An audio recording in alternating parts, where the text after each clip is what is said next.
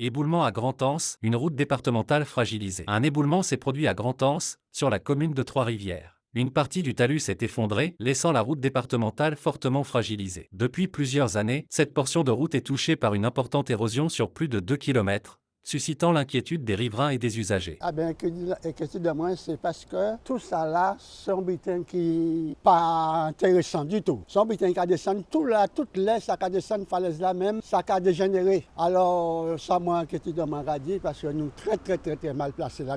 Alors, si vous pouvez faire quelque chose pour nous, avant, butin arrivé plus grave, c'est chercher un côté pour placer nous, mettez-nous à côté. Pas laisser mal arriver pour se mettre de mon côté. Hein. Alors avant mal arriver, si vous pouvez mettre de mon côté, faire quelque chose pour nous, c'est tirer nous là avant mal arriver. Ah ben, encore ici, dans depuis 76 en battu ici. Ouais, moi, côté là, ouais, ça fait là, ouais, tout en bas, ça mangeait.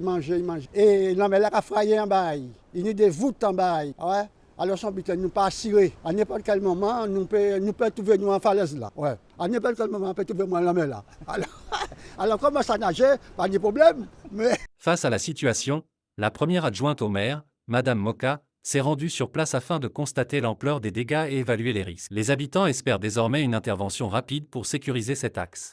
Alors, un petit éboulement, oui, c'est quand même un gros éboulement puisque le talus est parti et c'est simplement la bordure de route qui est là, comme vous pouvez le voir. Donc, est-ce que c'était prévisible? Je pense que oui. C'est une départementale, mais qui nous inquiète depuis quand même pas mal de temps. Et donc, c'est toute la partie de la route de Grand-Anse sur au moins 2 km jusqu'à la plage de Grand-Anse qui est impactée par l'érosion et qui, par conséquent, nous inquiète aussi. Alors, à 150 mètres d'ici, il y a en amont et en aval des riverains qui sont informés de la dangerosité de leur positionnement, qui habitent encore là. Donc nous allons en profiter justement pour les contacter et pour leur signifier qu'effectivement qu'ils sont en danger. Mais nous allons surtout tenter de provoquer une réunion, même si nous sommes simplement communes, mais nous allons quand même avoir une réunion avec le conseil départemental, Route de Guadeloupe, avec les autorités compétentes, de manière à ce que nous prenions vraiment à bras le corps ce problème-là.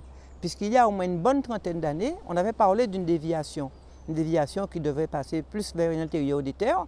Maintenant, il y a eu plein de constructions. Ça sera beaucoup plus difficile de déloger les gens pour faire une déviation vers l'intérieur, sauf qu'il va falloir trouver une solution pérenne parce que toute la bordure de la mer est impactée par l'érosion.